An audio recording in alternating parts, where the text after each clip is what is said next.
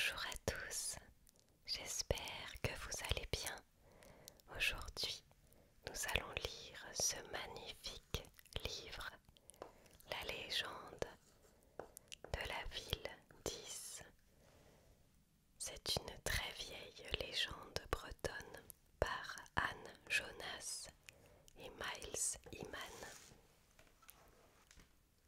Alors les illustrations sont vraiment splendides et en plus les textes sont vraiment insérés, incrustés à l'intérieur même des images. Mais nous allons découvrir tout cela ensemble. Pour contenter sa fille adorée, le roi Gradelon lui fait construire une ville au bord de l'eau. Véritable forteresse défiant l'océan, la ville d'Is semble une métaphore de l'orgueil indomptable de la jeune fille. Mais la princesse et sa fierté de pierre résisteront-elles longtemps aux colères de la mer?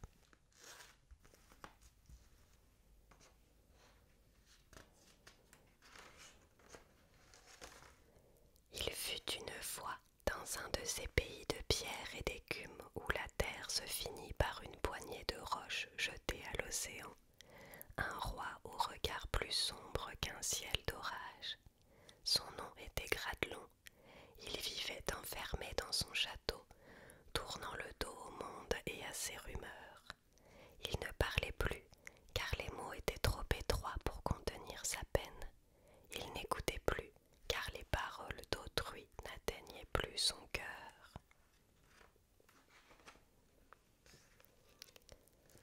Il en était ainsi depuis bien des années, depuis un funeste voyage qui l'avait conduit aux limites de la terre, là-bas au pays du froid qui jamais ne cesse.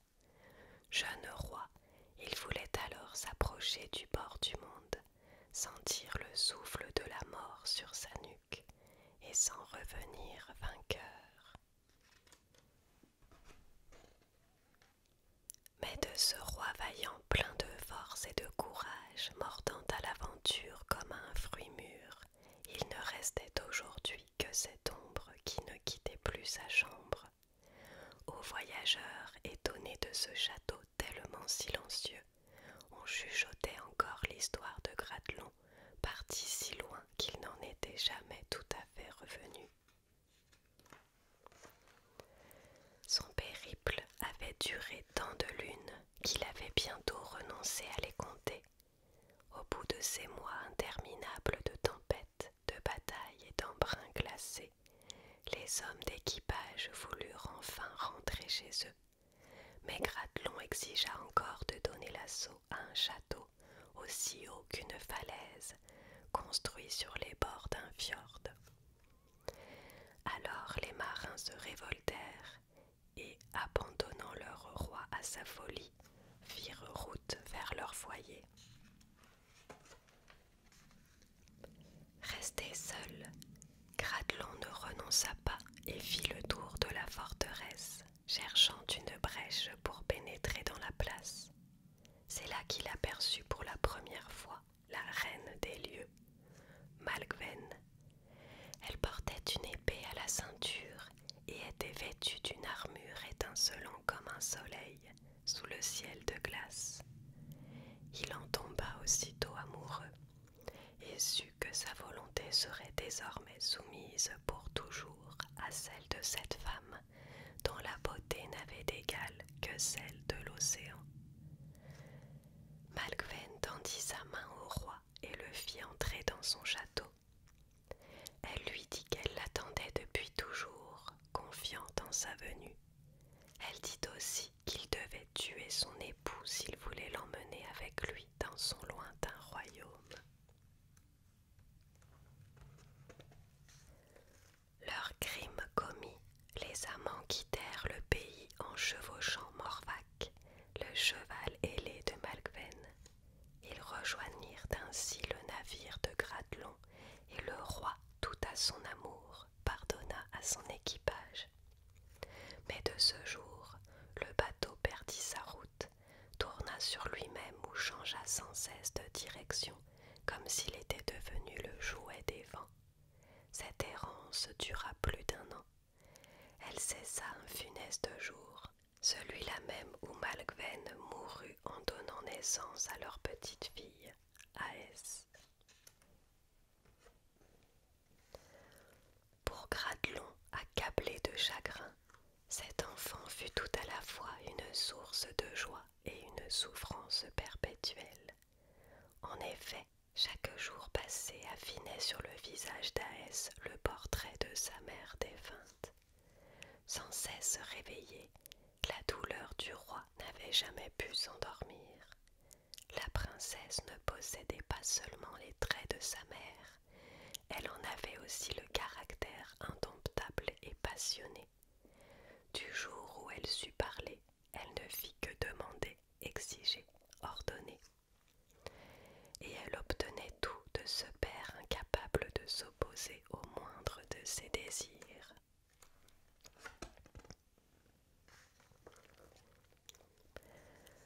Le jour de ses 20 ans, Aes alla voir son père. Elle le trouva appuyé à sa fenêtre, le visage tourné vers l'océan dont ne lui parvenait que la rumeur assourdie. Gradelon ne l'entendit pas. Elle s'approcha et lui toucha le bras. Se retournant brutalement, le roi eut l'impression de faire face à son aimé. Aes avait alors atteint l'âge de sa mère au moment de sa disparition. Le roi recula d'1 pas. « Que veux-tu, ma fille ?» dit-il en se ressaisissant avec peine. « Père, je m'ennuie ici. Tout ce silence qui vous entoure m'est plus assourdissant que le vacarme de l'enfer. Votre ville ne s'est pas réveillée du deuil que vous lui avez imposé. Nul ne rit, nul ne chante ni ne danse. Vos gens murmurent et chuchotent comme s'ils vivaient au seuil d'un cimetière.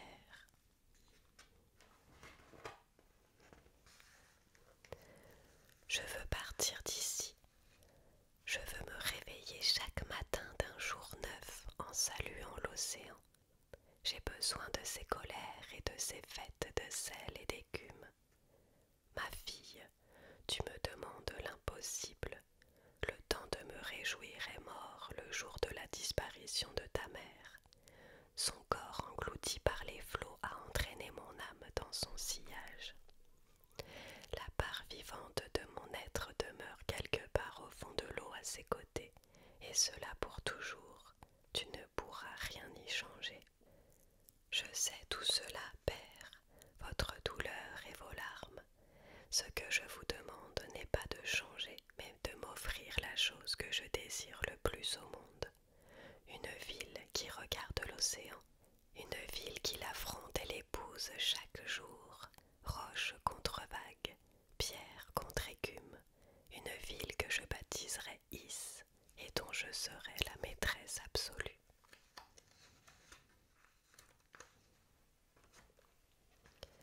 Gradelon ne sut tout d'abord que répondre.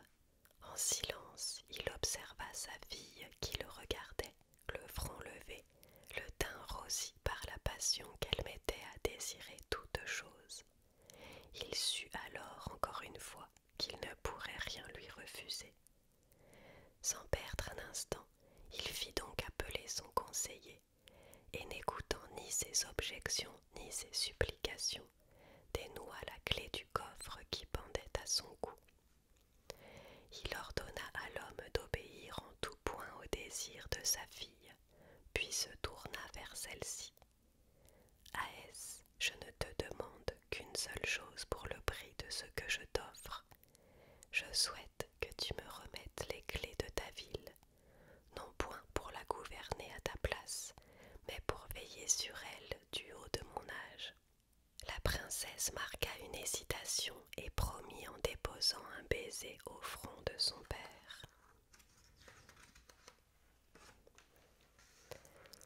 Les mois qui suivirent furent tout entiers occupés à la construction de la ville d'Is. Les maisons semblaient sortir de terre comme par enchantement. Là où ne se dressait hier encore que quelques rochers crevant la lande, jaillissait maintenant une cité aux 100 clochers levant au ciel leurs dentelles de pierre. sa ville, faisait sonner les pavés sous ses pas, palpant la pierre comme on flatte l'encolure d'un cheval. Au soir tombé, elle se tenait à la fenêtre de sa tour et riait fort dans le vent du grand large. Elle se pensait à la barre d'un invincible vaisseau de pierre, sûr de régner pour toujours sur ce bord de terre narguant la mer. Elle se flattait de n'avoir pas écouté ceux qui l'avaient supplié de construire la ville à l'abri des flots, et elle ne s'inquiétait pas à marée haute de voir les vagues lécher les premières maisons de sa cité. Pendant plusieurs mois, chaque jour ne fut qu'un lendemain de fête. La renommée d'Is s'étendit dans tout le royaume, et il n'était pas un matin où un cavalier cherchant fortune ne vint grossir la foule des habitants de la ville. Cependant, un soir de tempête, la mer monta. Aux petites heures de la nuit, elle se répandit dans les rues, traversa les places, s'installa au fond des impasses et gravit même quelques escaliers.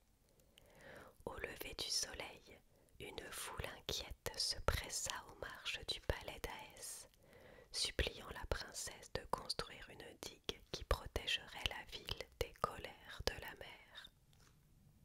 Aès prit aussitôt le chemin du palais de son père. Elle le trouva à la même place, comme s'il ne s'était écoulé que quelques minutes depuis leur dernière rencontre. Père, je suis venu vous demander votre aide. Is est menacée par les eaux. Il me faut construire une digue où ma ville sera bientôt rongée par l'écume comme un château de sable abandonné.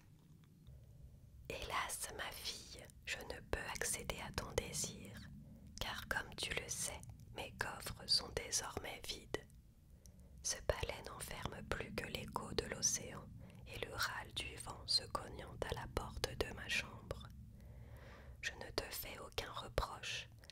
L'or et son cortège de richesses ne m'intéressaient plus depuis bien longtemps, mais il en est ainsi, je ne possède plus rien sur cette terre. Gratlon vit passer dans le regard de sa fille une sombre lueur que son silence rendait encore plus inquiétante. Sans un mot, elle quitta la chambre. De retour à Is, elle s'enferma dans sa tour et passa de longues heures à observer la course obstinée de la mer, recommençant sans trêve le chahut de ses vagues. À la nuit tombée, elle quitta sa chambre, sortit du château par une porte dérobée et se rendit sur le bord. Pour la première fois, Is était aussi sombre que silencieuse, comme recluse à la lueur de quelques chandelles. L'eau qui s'était retirée des rues ravinait maintenant les cœurs, et les relents de la moisissure étaient plus forts que les effluves des parfums les plus capiteux. Aès savait tout cela et craignait plus que tout l'odeur de cendres froides d'une fête éteinte pour toujours. Arrivée au port, elle sauta dans une petite embarcation, hissa la voile et partit sur l'eau noire. Fouettée par le vent du large, elle vogua jusqu'à une île dont elle aperçut bientôt les contours émergeant des ténèbres.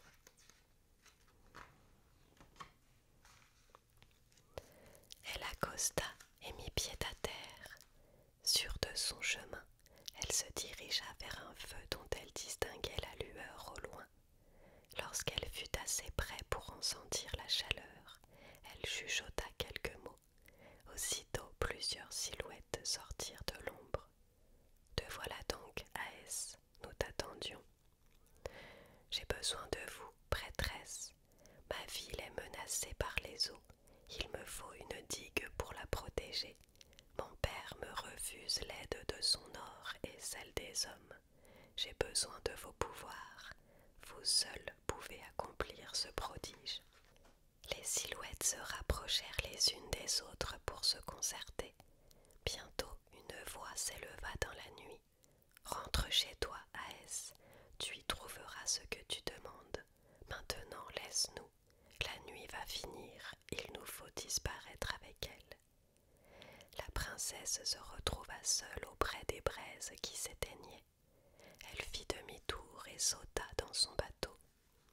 Le soleil se devinait déjà derrière l'horizon mouvant de la mer. Lorsqu'elle fut en vue d'Is, Aès ne put retenir un cri en apercevant la digue qui ceinturait maintenant sa cité. Elle était de taille à soumettre les plus violentes tempêtes. En s'approchant, Aès discerna 7 portes de bronze. À leurs serrures pendaient 7 clés d'argent. Fidèle à son serment, la princesse s'en saisit et les apporta à son père. Celui-ci les mit à son cou, promettant à sa fille qu'il ne s'en séparerait jamais.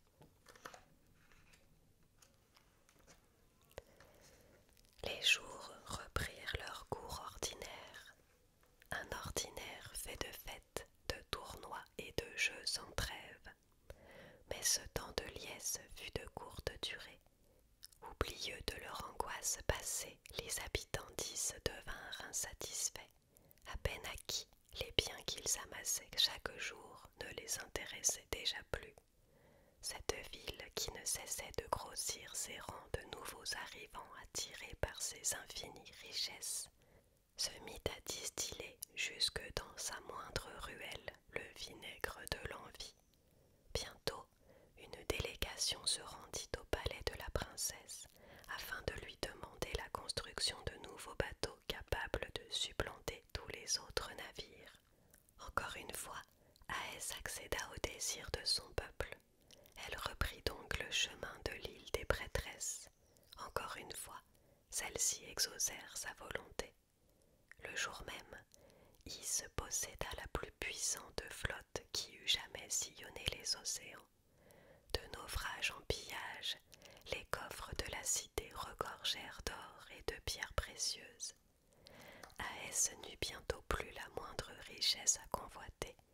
Ne lui restait maintenant que la volonté de tenir le cœur de chaque homme dans sa main fermée. Tous les matins, aux premières lueurs, Aès descendait vers la mer, seulement vêtue de sa longue chevelure dorée. Elle s'enfonçait alors dans l'eau et traînait l'écume dans ses bras blancs et fredonnait une chanson que le vent emportait au large. Puis se redressant, elle tendait les mains et parlait à l'immensité qui lui faisait face. « Océan, regarde-moi, je suis ta promise. Je suis née portée par ta houle et tu gardes en toi pour l'éternité celle qui me donna le jour. J'ai construit ma cité pour célébrer nos fiançailles. Apporte-moi des marins, offre-moi tes naufrages, je serai ton épouse pour toujours. Ne sois pas jaloux, ce que tu me donneras, je te les rendrai un à un. » Ainsi, chaque soir, Aès prit-elle un nouvel amant. Elle le choisissait d'un regard, l'asseyait à la table du banquet, l'enivrait des vins les plus capiteux et l'envoûtait d'un seul battement de ses cils. Lorsque tard dans la nuit la princesse faisait signe à un serviteur qui se tenait dans l'ombre d'une tenture, celui-ci savait alors ce qu'il devait faire. Pendant qu'Aès se retirait dans ses appartements, il s'approchait du jeune homme, choisi, et l'invitait à le suivre. Au pied des escaliers de la princesse, l'homme se voyait remettre un masque de soie que le serviteur lui ordonnait de porter pour quitter la chambre d'Aès au matin. Puis la lourde porte se refermait bientôt sur les heures fuyantes d'un amour sans lendemain. Au premier rayon du soleil, Aès congédiait son amant sans lui offrir le dernier baiser qu'il implorait. En bas des marches, le serviteur l'attendait et lui rappelait de couvrir son visage du masque de soie. À peine mis, celui-ci se changeait en masque d'acier, étouffant bientôt le malheureux jeune homme. Le serviteur chargeait alors le corps inerte sur la croupe de son cheval, et le funeste équipage se mettait en route vers une falaise proche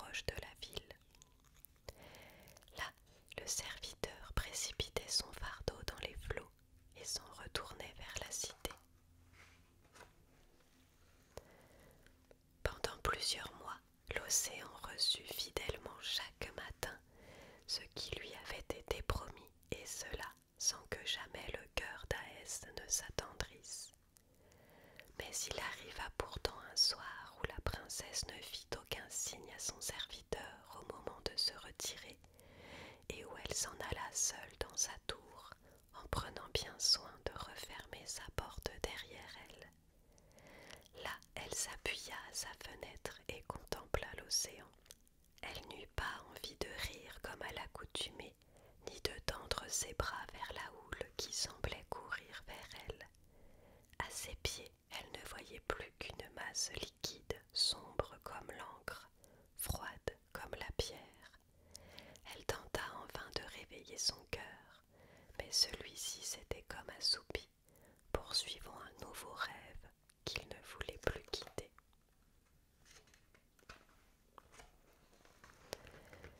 Aès ferma sa fenêtre, s'étendit sur sa couche et ferma les yeux.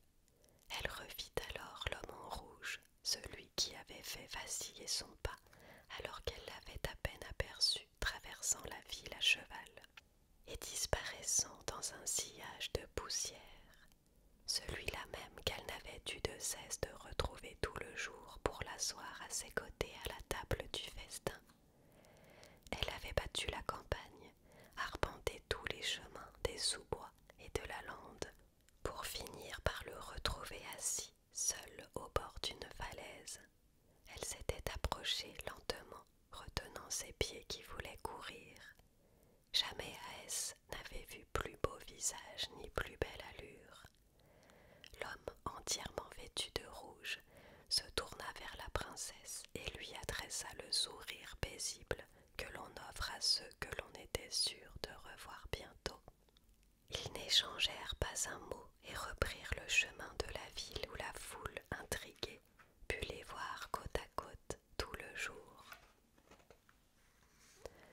Au moment d'entrer dans la grande salle du château pour prendre place à table, Aès demanda au chevalier son nom, prétextant qu'elle pourrait ainsi le présenter à sa cour. L'étranger sourit et lui dit seulement qu'elle pouvait le nommer du nom qui lui plairait. Dans le secret de son cœur, elle le baptisa, celui que j'attendais. Ce soir-là, la princesse ne mangea rien, n'écouta pas les chansons, ni ne regarda les danseurs et les jongleurs. Elle ne voyait que l'homme en rouge, qui ne la regardait pas. De ce jour, Aès ne connut plus de repos. Elle aurait donné chaque pierre de sa ville et toutes les heures qui lui restaient à vivre pour un seul geste de cet homme. Mais quoi qu'elle fasse, celui-ci se contentait de rester à ses côtés, sans lui manifester plus d'attention qu'il n'en réservait aux autres femmes du palais. Puis vint le moment où il sembla se lasser des fastes de la cour, critiquant sans cesse son manque d'originalité et de distraction. Aès ne savait quoi faire pour divertir cet homme qui bâillait sans retenue devant les joutes des tournois. N'y tenant plus, elle lui demanda ce qu'il désirait et promit de le lui accorder sur le champ. Son visage s'anima lorsqu'il lui proposa d'organiser des combats à l'arme blanche où le vaincu devrait laisser sa vie. Aès accepta, et du soir au matin, la ville résonna désormais du fracas des armes et du râle des agonisants. Puis très vite, tout cela fatigua l'homme en rouge, qui parla de reprendre son chemin à travers le monde. Aès perdit le sommeil. Son cœur devint pareil à une mer démontée qu'elle ne parvenait à calmer. Un soir, elle n'y tint plus. Elle ne parut pas au festin, mais se rendit chez l'homme qui se refusait à son amour. Là, elle l'enjôla, le supplia, le menaça, pour finir par s'effondrer à ses pieds, le visage couvert de larmes.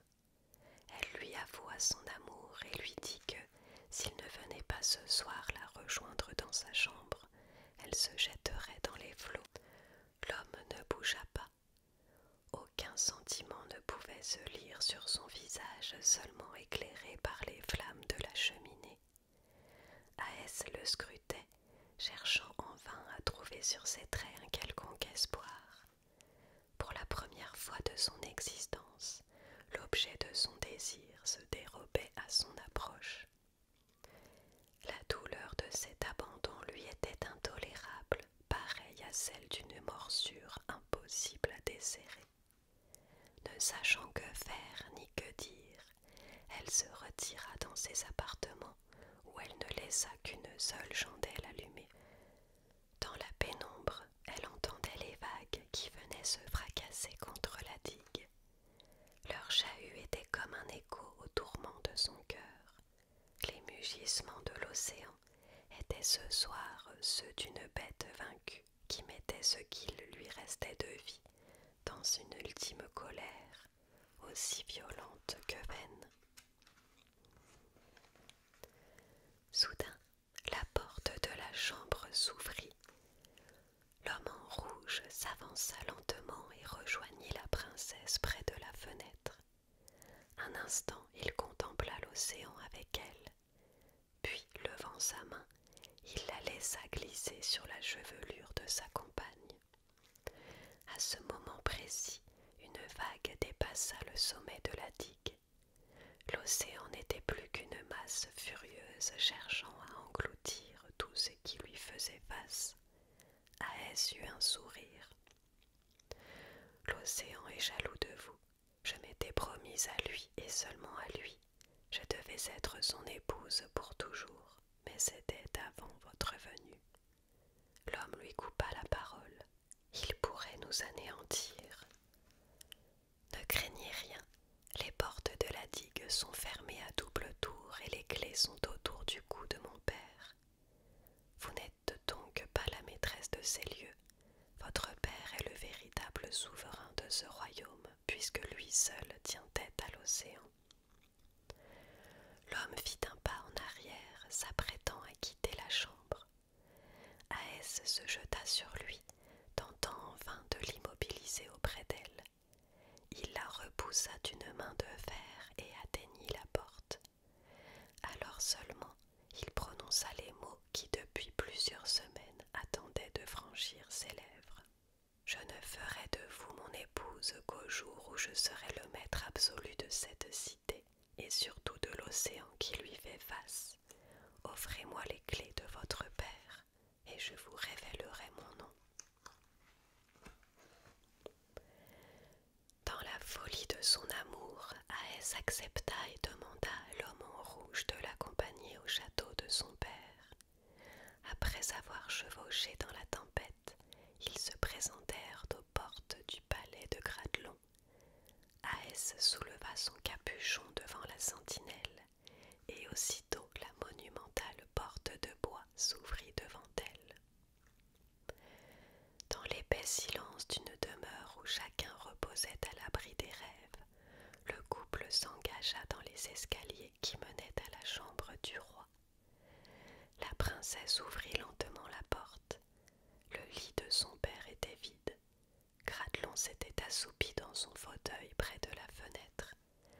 Un rai de lumière argentée éclairait son visage et laissait voir les clés qui pendaient à son cou. La main d'Aès ne trembla pas lorsqu'elle s'en empara pour les tendre à l'homme en rouge, se tenant 3 pas derrière elle. Comme elle remontait sur les genoux de Gradelon, la couverture tombait à terre. Elle éprouva l'impression étrange d'être soudain seule.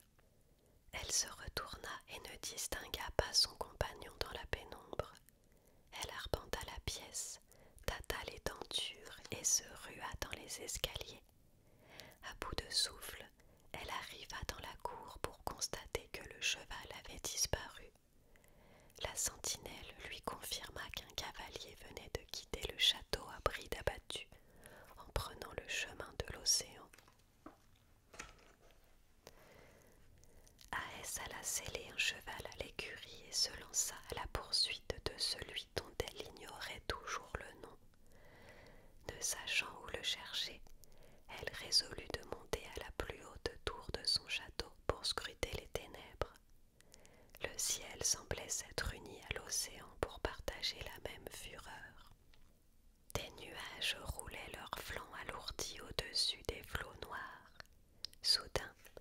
aperçut son amant. Celui-ci ouvrait une à une les portes de la digue, livrant la ville d'Is aux vagues énormes enfin libérées de leur entrave. S'engouffrant dans la cité plus rapidement que le vent par une fenêtre ouverte, l'eau noyait les rues et les places. Réfugié sur sa tour, Aès lança un cri qui se perdit aussitôt dans les hurlements de la foule arrachée à son sommeil par le déluge. La princesse voyait l'eau monter autour d'elle. Soudain, elle aperçut son père sur Morvac, le cheval ailé qui l'avait ramené de son voyage aux confins de la terre. Gratelon tournait au-dessus de la cité dont il ne restait que quelques îlots émergeant de la houle. Apercevant sa fille, il dirigea Morvac dans sa direction. Alors qu'Aès sentait l'eau à ses chevilles, il lui tendit sa main qu'elle saisit pour monter en croupe. Mais à peine fut-elle assise sur la monture que celle-ci s'affaissa dans les flots, désormais incapable de s'élever au-dessus de l'océan. Gratelon eut beau éperonner son cheval tant et plus, l'animal ne put reprendre de la hauteur, comme écrasé sous un poids supérieur à ses forces. Ses pattes battaient l'eau désespérément lorsque Aès sombra dans les flots. Aussitôt Morvac s'éleva dans les airs, arrachant Gratelon à l'assaut des vagues. Enfin, le roi tenta de revenir à l'endroit où il avait vu disparaître sa fille. Durant de longues heures, il tourna au-dessus de l'eau. Aux premières lueurs de l'aube, il comprit qu'Aès avait rejoint sa mère au fond de l'océan. Ainsi disparurent Aès et son rêve de pierre englouti sous les eaux qu'elle avait cru tenir en son pouvoir. Nul ne revit jamais l'étranger sans nom, mais certains racontèrent avoir entendu un rire semblable à celui du diable au moment où la plus haute tour d'Is fut définitivement recouverte par les flots. L'océan calmé ne voulut jamais rendre ce qu'il avait pris à la terre, ni sa cité, ni le corps de sa reine. Aujourd'hui, il arrive parfois que des pêcheurs naviguant au-dessus des ruines d'Is perçoivent des sons étranges venus des entrailles de l'océan. Peut-être un carillon réveillé par quelque courant des profondeurs, peut-être les sanglots